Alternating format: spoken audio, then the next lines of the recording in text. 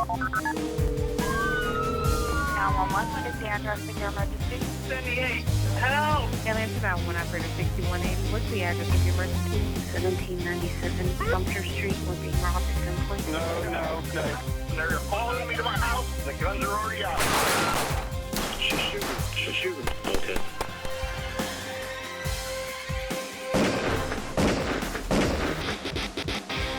Hello and welcome to Stop the Threat. My name is James Towle.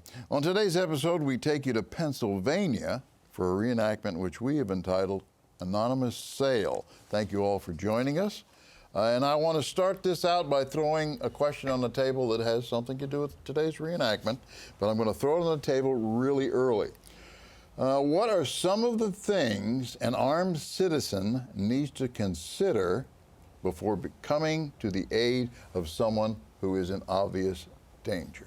Cell phone.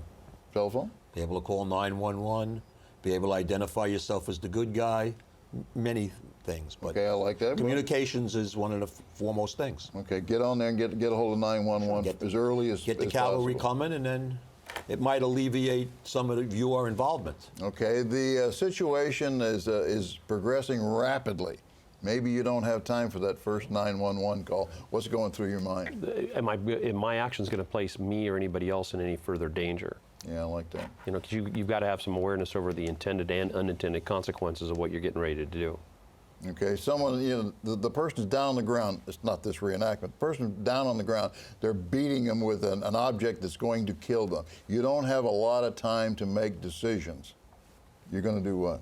Do you really know what's going on? Yeah, do you really know what's going on? Right. You know, my first question is, who's the good guy? Right. That's the one that bothers me the most. If I'm going to get involved in someone just because the guy on top is beating on somebody, who's the good guy? Is the good guy really the guy down below? Or has, you know, I mean, I think it gets confusing there. And I think you have to make a decision as the level of appropriate level of a use of force. Okay, I like that. And when you make that appropriate level of use of force, are you able to carry it out? So let's say it's something that doesn't reach the level of deadly physical force. So maybe that gun has to stay in your holster. And if you are not capable of wading in either with a less lethal or with open hands, then don't. Well, really and truthfully, though, how many people are going to walk around with a less lethal on them? Probably, unless you maybe as a cop you might have some pepper spray, maybe, but. Okay. Well, let's think of it outside of being law enforcement. Okay. I mean, we want to give some advice to the folks out there who train regularly. And they spend some time thinking about these situations, and then a situation arises. I mean, it's one thing to train for it, and boom, there it is. I mean, you get out of the car, and boom, what's going on here? I think one of the other things you might want to think about, although I like all the suggestion here, is what kind of a situation are you getting yourself involved in? Right. Yeah. I mean, your life is now coming to risk, and I only mean this because it's reality. You have a wife, you have children, you have responsibilities, and you have a weapon, and you see something that you think you need to get involved in. These decisions are really critical. Mm-hmm. And you're a morally straight individual. Yeah. Do you want to do something that turns out to be wrong? Do you want to be the guy that hurts the good guy? Right. Yeah. I think you kind of run the risk, too, of, you know, do you want to become a vigilante? Is that why you have this gun? That's right. That's right. And it's not why you got that gun. Yeah. And if you got the gun for that reason, you got it for the wrong reason, and we would certainly not encourage you to be involved in doing anything like that. But I think the legal part is important. I think the part of I'm placing myself in jeopardy, and I have my own personal responsibilities here. I'm not saying you shouldn't. I'm just saying you should consider it. And when we come back, I'm going to show you part 1 of Anonymous Sale, so don't go away.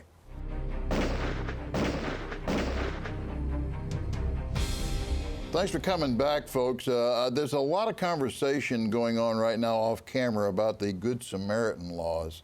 And here in Texas, for instance, you are not obligated to get yourself involved. And I think other states encourage you to get involved. I'm going to say encourage you because I'm not sure how that law is written. The only exception to that, so I've just been told, is that if you're a doctor or you're law enforcement. If you're a doctor, you just can't go cruising by a wreck. If you're law enforcement, I guess you have to make some commitment to what's taking place there. Now, you had made a good suggestion, Duncan. You still have to work within the parameters of reasonableness and proper levels of use of force.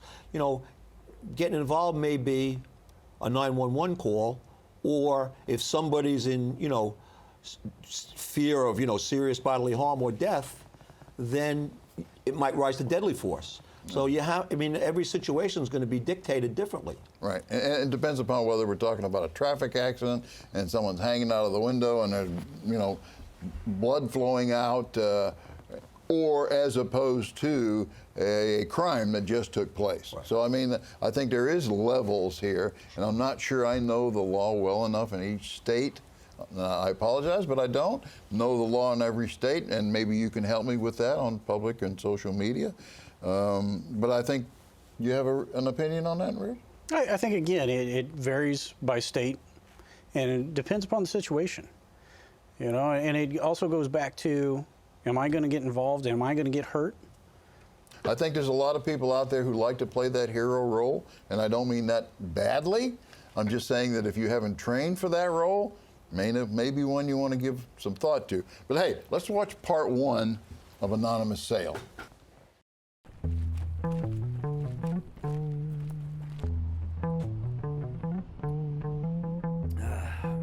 Break's over.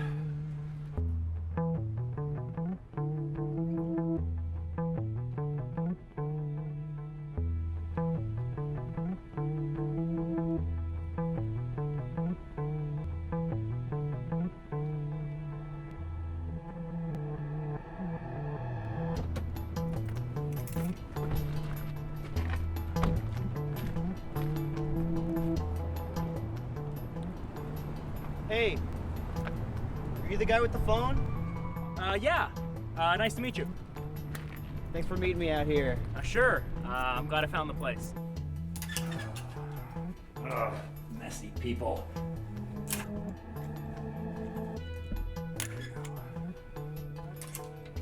Good afternoon. How may I help you? So, do you have it with you? Yeah.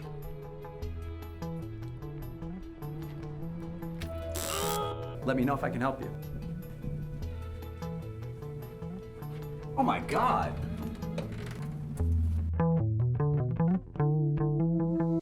Okay, I guess that's going to prove out the reason why I opened with the question that I opened, because here we go, this is a situation.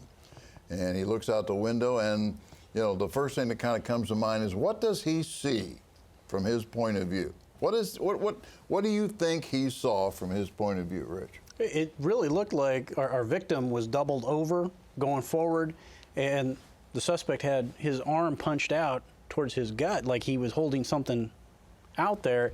To me, from the view of that door, it looked like our victim was getting shot. You know, but from inside, through the glass, with the sun, at least at a minimum, it looked like 2 people were struggling out in the parking lot. Other than what we heard, where it was obviously an electronic device, right. My impression initially was that he got stabbed. That was mine. Yeah, From the point of view of the good guy inside the store, it just happens to casually look out there, and we can actually replay that and look at it again. But from the good guy's point of view, I would have thought that individual was being stabbed. And when we come back, maybe we'll have the opportunity to replay that and look at it again. Other than that, again, this goes back to our original question, and I would probably say to you, I don't know anybody who could stand by and look out the window, see what's taking place, and not somehow get involved. I mean, if you didn't do anything else but open the door and holler at them, and I love voice intimidation because I think it works, and just holler at them, what are you doing? The cops are on the way. I mean, you don't necessarily have to rush into the scene and get yourself involved, do you? Absolutely not. Yeah. You need to know the circumstances. Right. You need to make some good decisions. And I'm really good with the voice intimidation part, because I don't think you needed to commit to yourself, even though you're armed. you may not need to commit to yourself or to what's taking place there.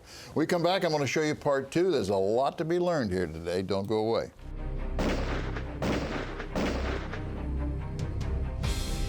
Yeah, thanks for coming back, folks. You know, off camera, we've been discussing some of this, and I think it's really important because you, as an individual who is armed and you're looking after your neighbor, let's just say that generally, and you look out the window and you think you see what's taking place. Now, what I want to do is I want to roll this back a little bit, and I want us to look from different angles as to what you may or may not have seen. You know, do we not know he's not being stabbed? I mean, if it were not for the fact that there was some electronic noises involved, if we were standing away from this, and we have to understand that we're actually looking from behind this individual. This angle that we're at is probably not the most accurate angle. I think we're looking from behind him. So you're seeing less from that window. I think you and Duncan are right that it appears more likely that he's being stabbed. From the distance that guy was away, you don't know what you have. I think that's key, too. It's not just the action, but it's the distance as well. I mean, it could be anything from being stabbed to being punched to just two guys just doing a pushing contest out there in the parking lot. Right. You really don't have an open view of what's taking place. It could range from just a pushing contest to two gang members who are suddenly going after each other, armed. Yeah, and honestly, could you tell if you were back there in that storefront, could you tell who's the good guy and who's the bad guy here? Because, you know, is this a gun? And and he produces a knife. Who knows? Yeah. Right. So I think it's important that even though you may think you saw what you saw, maybe you didn't, and maybe another minute or so, and I know that's a difficult decision to make.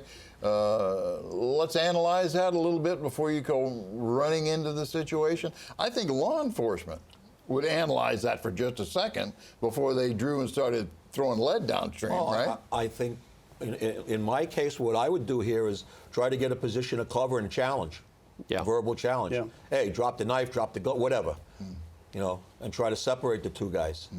Okay. And then see if you could sort it out. Or even moving into the parking lot, kind of flanking the action, so you get more of a visual on what's taking place. Right, but definitely not charging in. Yeah, because if you're rolling by in a squad car, there's no way you could tell exactly what was happening. That happened, played out way too fast. Right. So if that were to take place and you're looking into the parking lot and you glimpse at what's taking place, even from a law enforcement standpoint, you're going to say, well, who's the bad guy? And who's the good guy? It looks like there's somebody going to be seriously injured in this. And so your attitude is going to be keep yourself safe, right? So get everybody down on the ground. And I don't know what I have. Yeah. Okay, let's watch the next segment. So, do you have it with you? Yeah.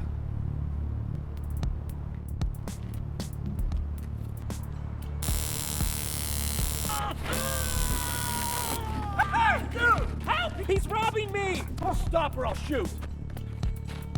Drop your weapon. He's got my phone! Give him his phone.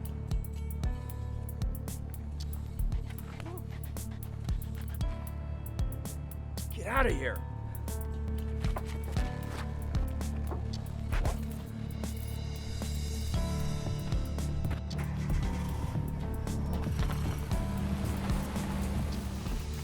Are you all right?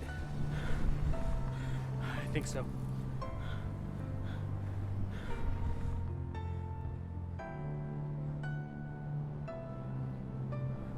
Hello.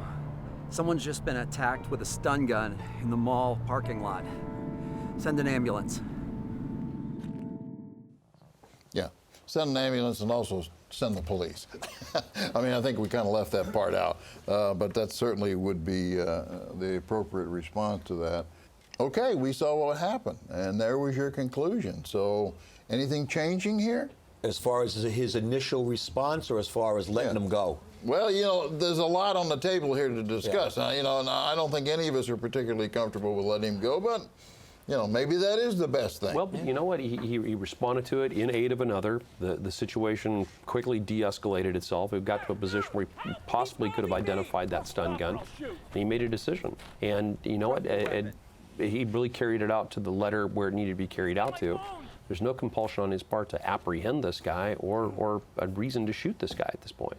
And I think he'd be placing himself in a lot more danger if he's trying to, restrain that guy in some fashion. If he had ordered him to lay down, face down, and do all that other stuff, and then call 911, that's one thing. But I don't really like the idea of trying to restrain someone. No. And, if maybe in this case, too, if he would have given a description and the car and the license plate would have been. What's wrong with that? Yeah. Okay. Then you've got a pretty good chance that in a very short time, the bad guy's going to get caught. Yeah. So. Okay.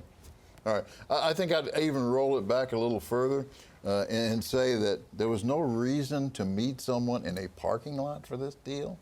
I mean, isn't that already setting yourself up for a problem? I mean, it seems couldn't pretty you meet common, in a public though. place? I mean, couldn't? Yeah, but I know this to be a fact. You can go to any police station. Hey, I'll meet you at the police station. Yeah. Now, if the guy said, no, I'm not going, hey, thank you. I guess I'm not going to go through with that sale. Yeah. Yeah, right? I mean, that's the first thing. Well, I mean, it is common. And Rich, like Rich said, you see these things in the news a lot, whether it's some sort of negotiation that happened from an online sale or contact. I think that's part of that awareness is if you're going to engage in this, you're going to meet someplace to sell or buy something. Pick and choose a better place. In a mall parking lot. How about a public location? How about something that's got a little bit more visibility to it, got more people at it. And maybe not be alone. Maybe not be alone. I mean, you don't have to go alone. I mean, simply you could say to anyone, hey, listen, I'm going to go meet a guy in a parking lot to buy a phone. Who wouldn't want to say, sure, I'll go with you? There have been a couple of cases in St. Louis where guys have gone to buy cars off of Craigslist. They didn't tell anybody where they were going, and then they were discovered murdered, after several days of looking for them. Okay. I think there's a lot of things that could have gone better. I'm perfectly comfortable with letting them go. When we come back, we have some more to tell you about, and a couple of emails to read you, too. So don't go away.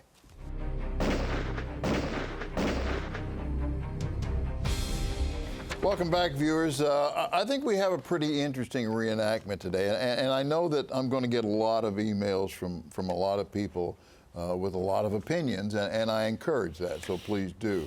But let me give you the follow-up, because that'll be very helpful. The bad guy actually was never found, of course. The store employee's name was never released because the company he worked for had a no-gun policy for employees. However, he did have a permit to carry that gun. I think that's kind of interesting. I'm not sure what the policy of, okay, if the policy is that I'm not supposed to have a gun, and here I am at work with a gun, and now I'm going to get involved in something this looks like a big legal kind of a thing here that I don't know that I want to get in. You're going to lose your job. So my thinking would be, if it's not, life and death, and this may have been, but it may have been. So I mean, I'll give the guy the benefit of the doubt here. I really don't have any problem with what he did. He thought this guy may have been getting stabbed or killed or whatever, and he reacted. So, I'm going to call the store employee the hero. Yeah. Okay, is everybody comfortable with that? Yes. Absolutely. I think no matter what, okay, you weren't supposed to have the gun, and you probably lost your job. You know what? This was a bigger issue than your job and maybe some company policies. And I know I'm going to get some heat on that. I understand that. If you have a policy not to carry a weapon, then you probably should follow that policy. However, in this particular case, I think we're all pretty happy that he did. Yeah, first of all, I think gun-free zones are stupid. Yeah, okay. But I applaud people who are willing to get the concealed carry permits and then stop crimes like this. I applaud them. Okay, I totally agree with that. And again, everybody's going to be okay with letting them leave? Yeah. Because people are going to say to me, and I know you will say to me, hey, why didn't you put him on the ground, put your foot in the middle of his back, and hold him there until the cops arrive?